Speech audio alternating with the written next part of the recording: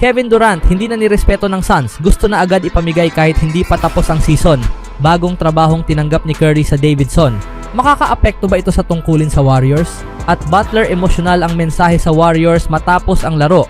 Ngunit bago ang lahat, kung gusto nyo ng matibay na running shoes, new men's and women's marathon air cushion running shoes, sports shoes. Mabibili lang sa halagang $2,199. I-click lamang ang link sa comment section.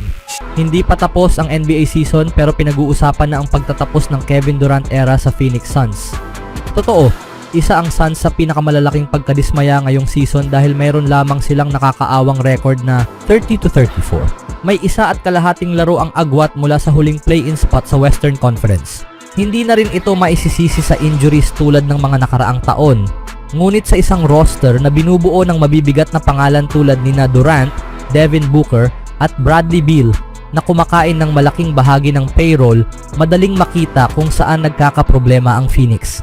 Sinubukan nilang magdagdag ng puwersa sa trade deadline, kung saan sila ang itinuturing na paboritong makuha si Jimmy Butler.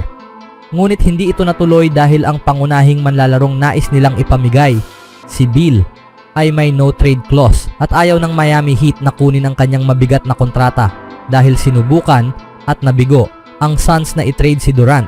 At sa posibilidad na mauwi muli sa ganitong sitwasyon ang Phoenix, sa susunod na season, patuloy na umiikot ang trade rumors tungkol sa two-time NBA champion. Iniulat ni Dwayne Rankin ng The Arizona Republic ngayong araw na si Durant ay na-upset nang mapag-alamang isinama siya ng Suns sa trade talks noong Pebrero at mahirap makita na mananatili siya sa Phoenix matapos ang season na ito. Kung magpasya ang Suns na i-trade si Durant na may natitirang $54.7 million sa kanyang kontrata para sa susunod na season, hahanap sila ng kapalit na package na binubuo ng 3 first-round picks at isang batang player, ayon kay Rankin. Ang plano ng Suns ay tila mag-rebuild sa paligid ni Devin Booker na nasa team na mula nang piliin siya bilang 13th overall pick in 2015 NBA draft. Kung ipagpapalit nga nila si Durant ngayong off-season o kung hihingi mismo si Durant ng trade, tiyak na maraming koponan ang magpapakita ng interes sa 36 na taong gulang na forward. Matagal nang nababalitang interesado ang Minnesota Timberwolves kay Durant at hindi na rin sekreto na si Anthony Edwards ay isang malaking tagahanga ni Durant.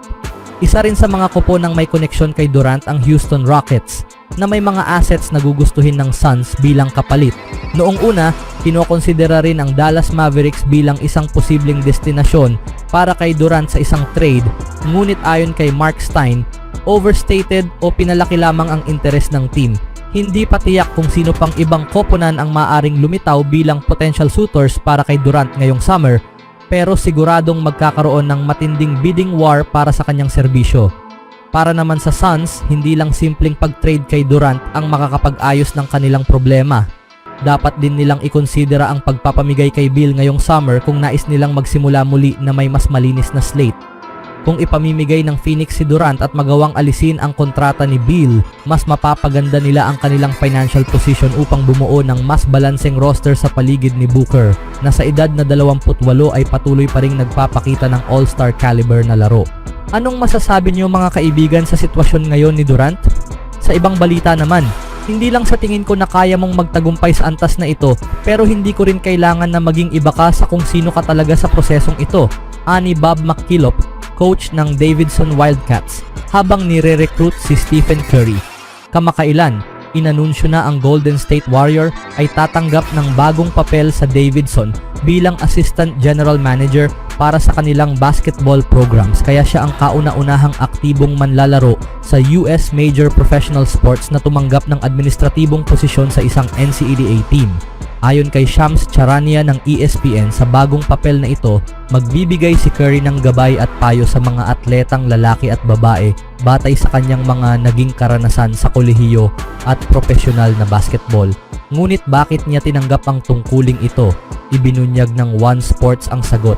Ayon sa kanila, si Stephen Curry ay magbibigay ng higit sa $10 million upang suportahan ang men's at women's basketball teams ng Davidson College. Ang pangalan ng Davidson College ay palaging konektado kay Steph Curry at tila imposibleng mahigitan ng sinuman ang kanyang naging epekto sa mid-major program na ito.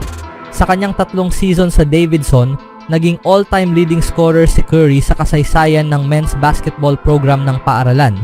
Bukod pa rito, siya ay naging 2-time All-American, 2-time SoCon Player of the Year, 3-time First Team All-SoCon Selection, at 2009 NCAA Scoring Champion. Mahirap ulitin ang ganitong tagumpay ng sinumang manlalaro sa Davidson.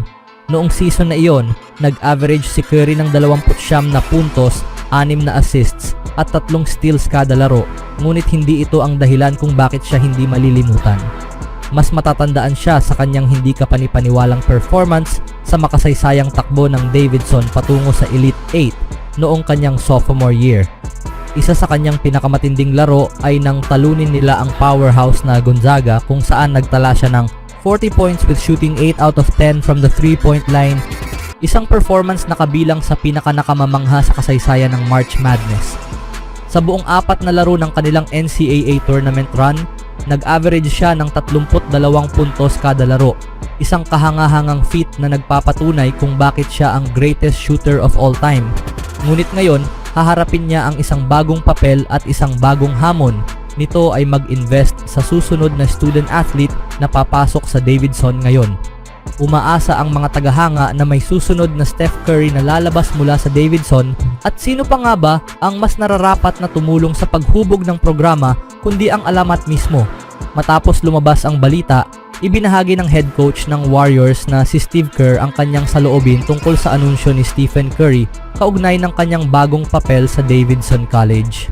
Kung hihingi siya ng pahintulot na lumiban sa isang laro para mag-scout ng college, malamang sasabihin kong hindi. Joke ni Kerr sa media. Pero dahil si Steph Curry siya, malamang sasabihin kong oo. Sana lang hindi siya humingi ng permiso. Aminado rin si Kerr na ang papel ni Curry ay mas ceremonial kaysa isang araw-araw na trabaho. Bagamat gagamitin ng Davidson ang presensya ni Curry bilang bahagi ng kanilang estratehiya sa pag-recruit ng mga bagong manlalaro, hindi ito dapat makaapekto sa kanyang tungkulin para sa Warriors ngayong season. Anong masasabi nyo dito mga kaibigan? Speaking of Stephen Curry, sa ipinapakitang magandang laro ng team kamakailan, malinaw na nakafocus si Curry sa layunin niyang masungkit ang kanyang ikalimang NBA championship ring. Hindi na sikreto na tila naging bagong team ang Warriors mula nang makuha nila si forward Jimmy Butler sa NBA trade deadline.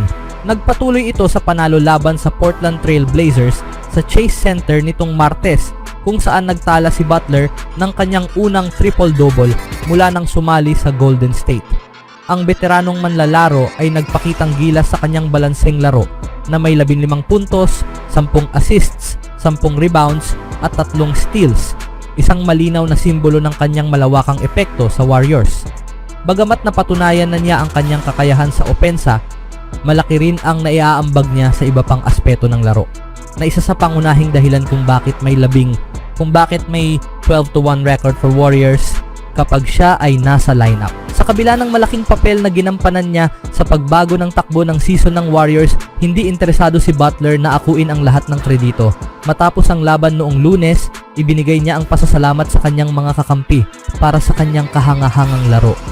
Hindi mo makukuha ang isang triple-double kung wala ang iyong teammates. Siguradong sigurado ako diyan, ani Butler sa mga reporter. Kung magmintis man sila at makuha mo ang rebound, o kung maipasok nila ang tira matapos mong ipasa sa kanila. Triple-double ay isa lang namang salita. Masaya lang ako na nanalo kami. Triple-double man o hindi, tatanggapin ko ang mga panalong ito ng buong puso.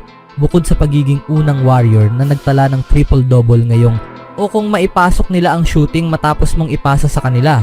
2024-25 NBA season, naging isa rin siya sa pinakamabilis na nakagawa nito sa kasaysayan ng franchise. Ayon sa StatMamba, si Butler, 13 laro, ang naging pinakamabilis na Warrior na umabot sa triple-double mula noong si Rick Barry, 9 na laro, noong 1972. At kung magiging maayos ang takbo ng mga bagay, tiyak na hindi ito ang huling triple-double ni Butler sa kanyang pananatili sa Golden State. Hinahayaan nila akong maging ako, dagdag ni Butler. Mahal nila ako dito, kaya masaya akong nandito. Anong masasabi niyo mga kaibigan sa nakikita ni Butler sa Warriors?